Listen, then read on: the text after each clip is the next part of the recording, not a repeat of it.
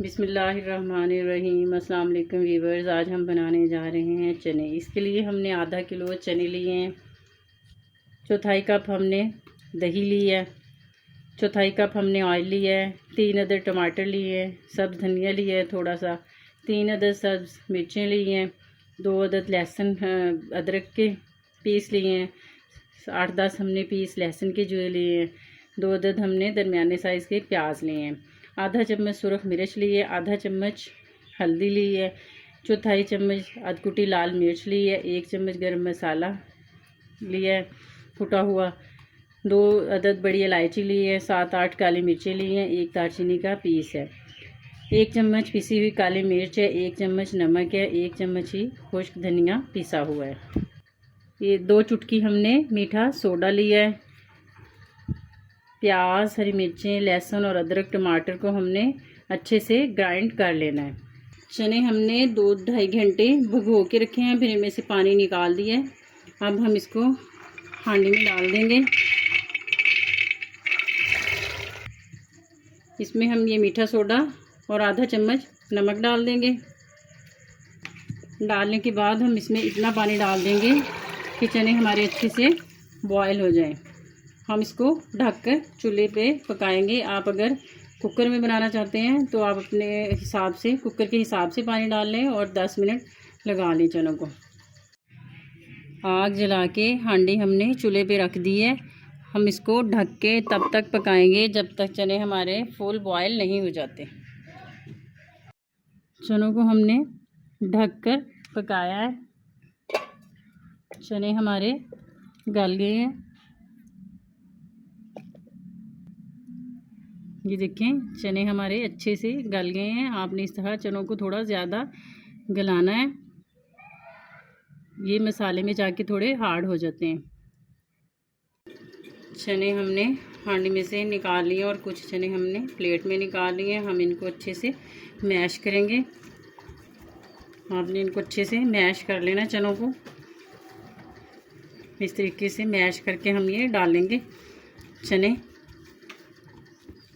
تو اس سے جو آپ کے چنے ہیں ان میں بہت اچھا ٹیسٹ آئے گا۔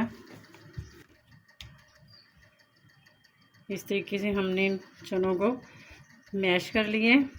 اب ہم اس کی گریوی تیار کریں گے۔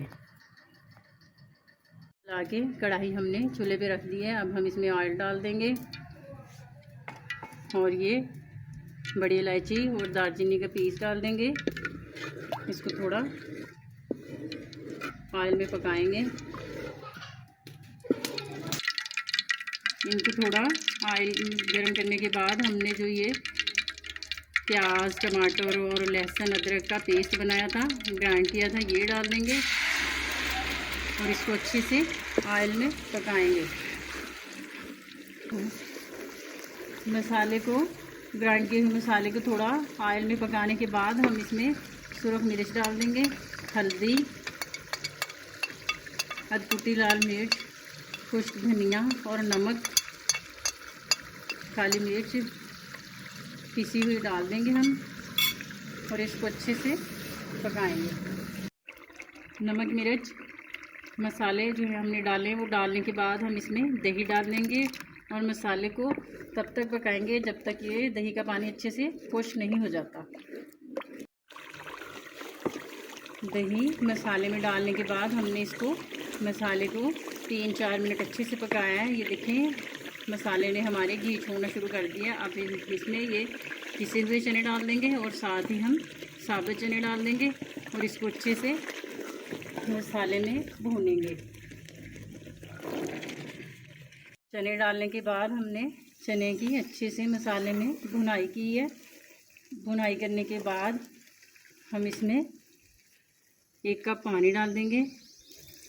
آپ جتنا بھی اس کا شوربہ بنانا چاہتے ہیں، پتلا رکھنا چاہتے ہیں، اپنے ٹیسٹ کے مطابق کم یا زیادہ پانی ڈال سکتے ہیں۔